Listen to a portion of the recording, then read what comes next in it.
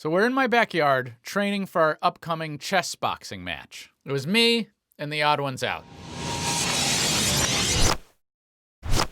Ow. Hip the B square.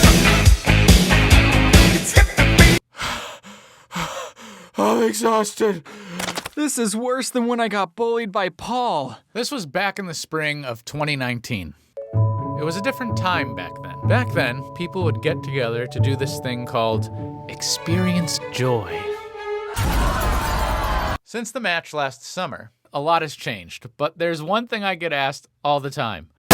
I wasn't there. What happened? Who won? How did it all go down? Since I get asked that so often, I thought in this video I could tell you everything we did to train for the fight. As a refresher to you, chess boxing is a combination sport that includes alternating rounds of 3 minutes of chess followed by 3 minutes of boxing. Competitors face off round by round until someone either wins at chess or gets knocked out by boxing. And that's chess boxing. Initially, James and I agreed it would be better to do a show that was sketch comedy based. Because number one, you guys expect to laugh when you come to see us. And number two, We didn't want to hurt each other. We don't want no boo-boos for bad boys. we started getting together once a week to write the script. After a few weeks of this, I received a message from my friend, John Carl. The message said, if you're gonna do a chess boxing match, you should actually box. I know a former WWE wrestler that could train you. Huh. If you've seen a picture of a man from the WWE, you know that they have large areas. And so us being dudes who are like, I'm not nervous, are you nervous? No, I'm not nervous. We were nervous. And so at first, we turned down the help. Ow! It hurts so much! Ugh. Wow, you guys are super good. You don't need help. You're good. It was after receiving that kind of honest feedback that we decided that we should have someone train us. So I texted John back. James and I are willing to train, but only if we can learn the bare minimum and call it big boy time. Nice, Alex, being the tough guy. The word I like to use is scared. What about you? Yes, I'm so scared! After a few days of texting, John set up a dinner between me, him, and the WWE guy. And the WWE wrestler was Shad Gaspard. He wrestled in the WWE from 2003 till 2010, and he was a two-time tag team champion with his group Crime Time. Fun fact, that's the only piece of man trivia I know!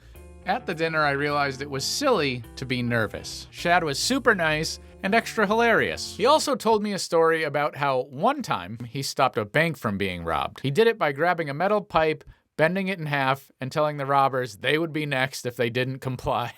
Everyone in the restaurant is looking at him tell this story, and I'm there like, I'm a big boy, we're the big boys. Big boy table is the best.